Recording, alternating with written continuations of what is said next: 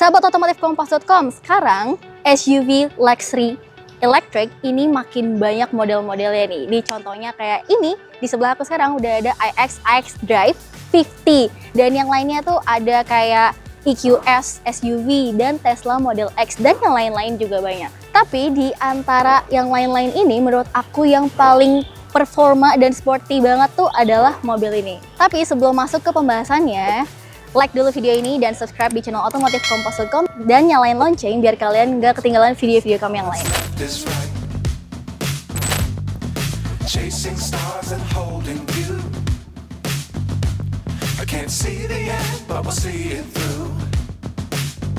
Jadi BMW itu nyebut mobil ini sebenarnya adalah SAV, yaitu Sport Activity Vehicle nih. Nah, kalau kita bandingin dengan iX Drive 40 yang sebelumnya udah ada duluan nih pendahulunya dia nih, speknya itu benar-benar berbeda jauh nih. Kalau misalkan yang 50 ini, dia speknya itu torsinya 765 Nm dan tenaganya itu 523 HP nih. Kapasitas baterainya dia juga jauh banget bedanya, dia 108,8. Kalau yang 40 itu dia masih 76,6 tuh.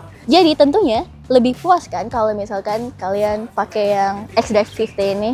Terus kalau untuk desainnya, bisa dibilang kalau di luar negeri ini dia agak-agak kontroversi ya. Dan banyak yang bilang kalau mobil ini desainnya mirip kayak model-model mobil listrik Cina nih. Padahal sih menurut aku enggak sih, mobilnya keren. Terus juga fun fact nih ya, jadi di tengahnya ini, di off-grillnya ini, dia tuh terbuat dari bahan termoplastik. Jadi kalau misalkan ada scratch dari batu lemparan gitu, selama 24 jam dia akan automatically heal lapisannya sendiri. Karena di dalam sini, di balik grill off-grillnya ini, ada tempat sensor-sensor untuk membantu mobil ini bekerja tentunya. Terus perbedaan apa sih yang ada di mobil ini kalau kita bandingin sama X-Drive 40?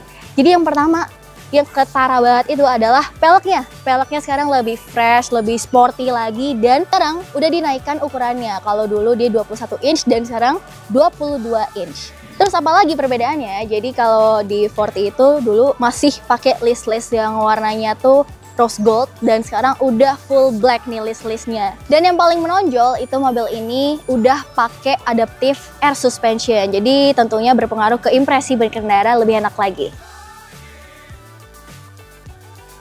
Jadi kemarin yang nyoba mobil ini tuh adalah Mas Doni nih. Jadi kayak kita langsung aja nanya-nanya impresi berkendara ya sama Mas Doni langsung. Jadi Mas, gimana sih Mas kemarin nyoba ini? Enak banget.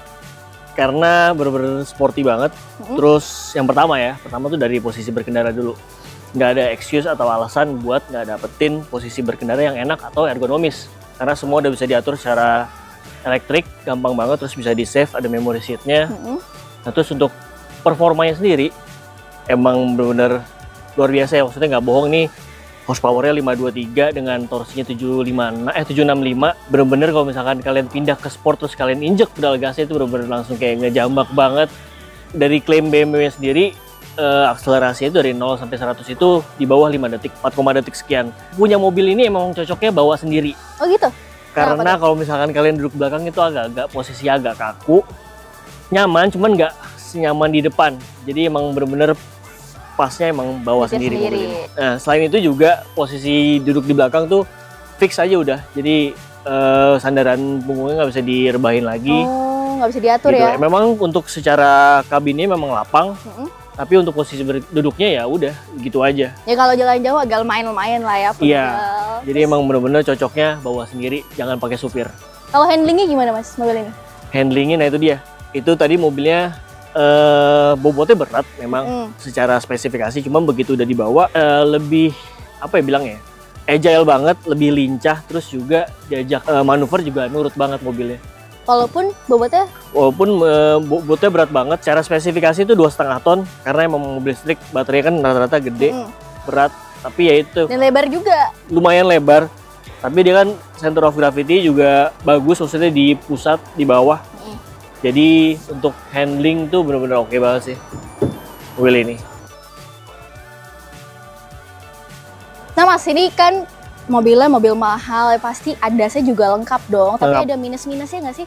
Iya, Ada minusnya beberapa, khususnya karena kita berkendara di Jakarta ya. Jadi ini kan salah satu ADAS ini ada front collision warningnya.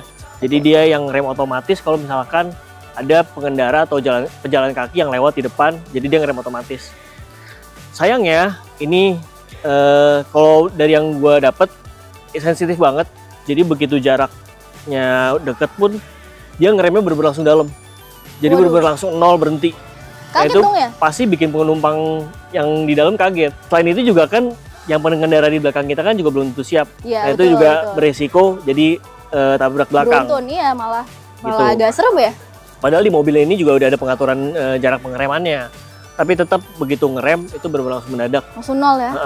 Dan nggak cuma di BMW aja sih, sebenarnya banyak mobil-mobil lainnya yang zaman sekarang yang punya ADAS kayak gitu tuh. Permasalahan di situ sensitif. Di front collision warningnya. Itu sih paling minusnya. Nah, kalau mobil ini kan udah dilengkapi juga dengan adaptive air suspension, Mas. Ngaruh nggak tuh? Jadi makin nyaman nggak?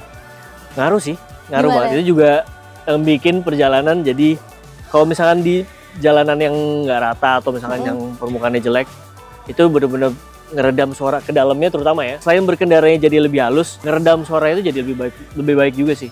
Berarti si air suspensionnya ini ngebuat mobilnya suspensinya jadi ngikutin jalanan ya. Iya. Wih, enak tuh.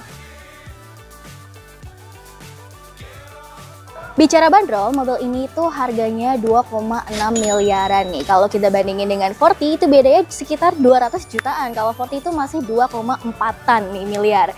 Tapi dengan beda harga sekitar 200 jutaan, kalian udah bisa dapat performa yang lebih jauh tentunya dan range-nya pun lebih jauh. Terus terakhir, yang paling penting adalah air suspension-nya nih. Karena kalau di Forty kalian tentunya belum dapat nih untuk air suspension-nya.